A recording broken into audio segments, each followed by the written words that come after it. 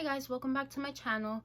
And if you're new, welcome to my channel. And I also want to say thank you to all the new subscribers that I've gotten recently. Even though I haven't uploaded in a while, I still have been getting quite a few subscribers. And I don't know, today's video, I just wanted to kind of share some of my thoughts with you guys. I know that most of you guys subscribe to my channel because of my video where I say my story about my grandfather sexually abusing me.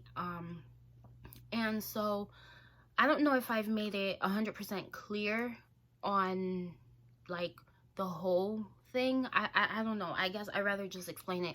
The point is that when I was 9 years old, I told my mom what her father was doing, and she ignored me. Like, she didn't believe me that night when I told her. Like, she sent me back to bed and she didn't believe me. So you know, I never brought it up again, and neither did she.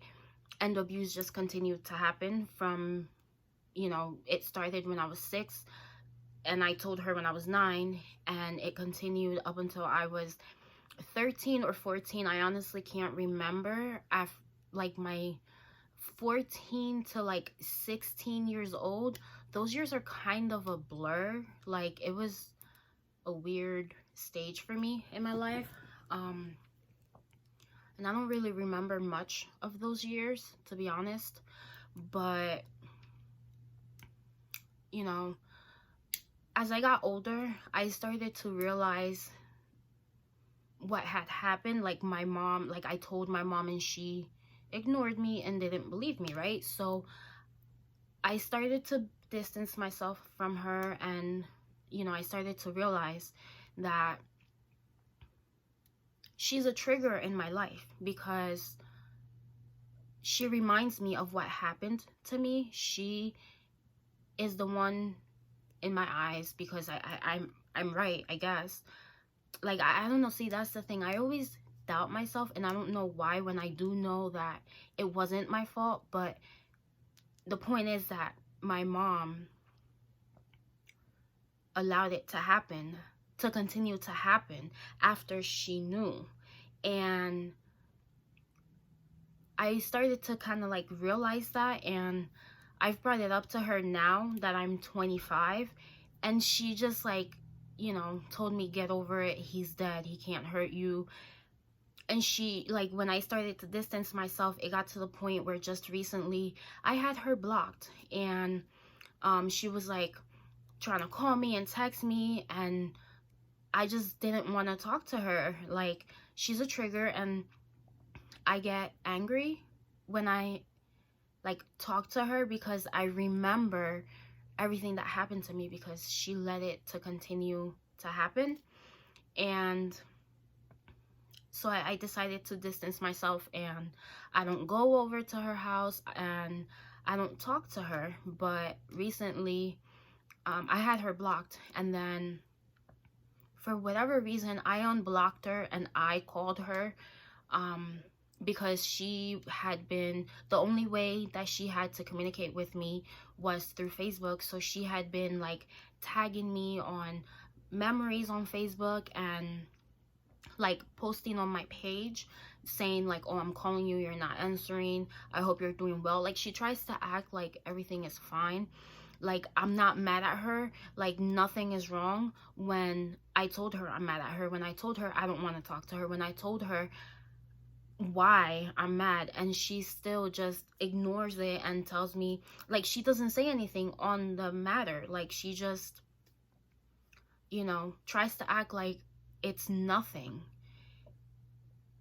And just recently, so I told her, she could, because she was trying to contact me again while I had her blocked, and I unblocked her to send her a text message telling her, I don't know why you're trying to act like the victim in a situation that you created, because when I was 9, I told you what was happening, and 16 years went by before we talked about the subject again. You completely ignored, what was happening. And then I just blocked her because I didn't want a conversation with her. I just needed to tell her listen, this is why I'm not talking to you. This is why pretty much you're blocked. You know what I mean?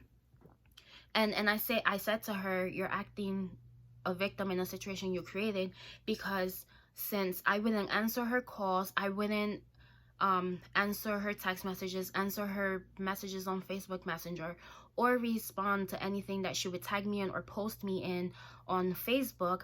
I completely just was ignoring her. She would post things on her timeline like, oh, you know, stuff saying like that she's really sad and that all things happen and blah blah blah. Like, she goes to church, and so she wants to act like oh, you know, God, whatever, like you know what I mean, like I go to church, I'm a good person type of thing. And honestly, no, you're not. Because if you were, to me, if you were a good person and you know that you allowed that abuse to continue to happen to me, and you know, I brought it up to you again and your response was get over it, he's dead, she didn't even bother to give me like an explanation, a reasoning, you know, why she didn't say anything, why she didn't do anything about it. Like, she hasn't said anything. Matter of fact, she told me about other people that accused him of the same thing. So it, like, I wasn't the only one. It was plenty of other family members, girls and boys. And like, she pretty much just told me that, and I was like, wow, you know what I mean?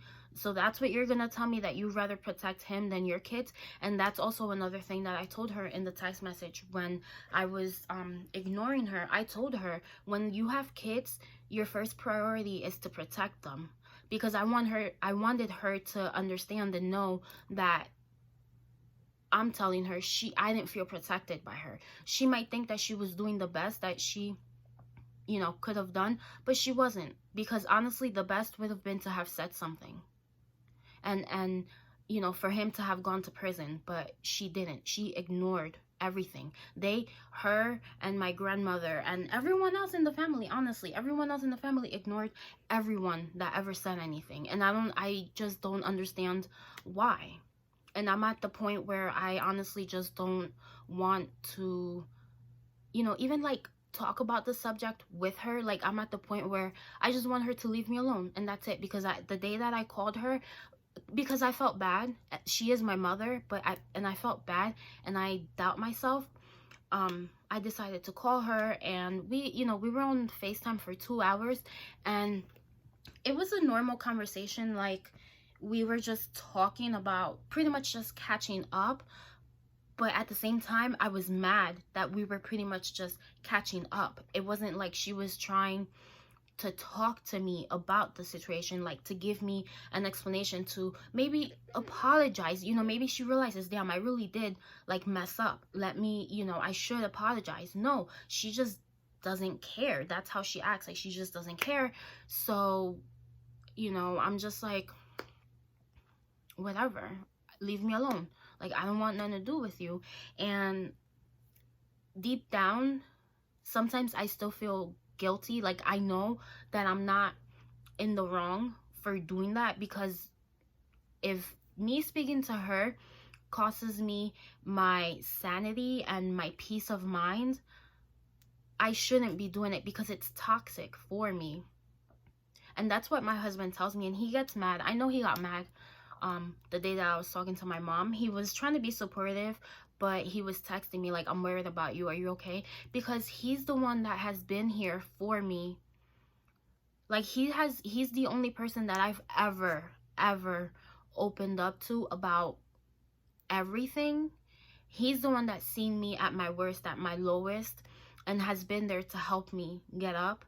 So he knew that me talking to my mom was a trigger and was going to put me in a bad mental space, in which it did. It really did.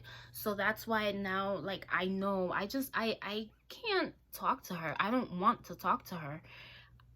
You know, she's not ready, and I don't think she will ever like realize that she was wrong. And honestly, if I don't know, you know, I just don't care anymore, to talk to her. And I don't know, I just wanted to get these feelings off my chest and talk to you guys.